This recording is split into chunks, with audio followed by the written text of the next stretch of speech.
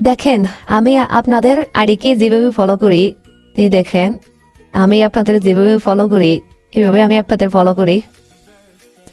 আমার সামনে যে আসুক আমি তারে ফলো করে, ছোট হোক আর বড় হোক, ছোট ইউজার হোক আর বড় ইউজার হোক, যে আমার সামনে পড়ে তাকে আমি এভাবে ফলো করি।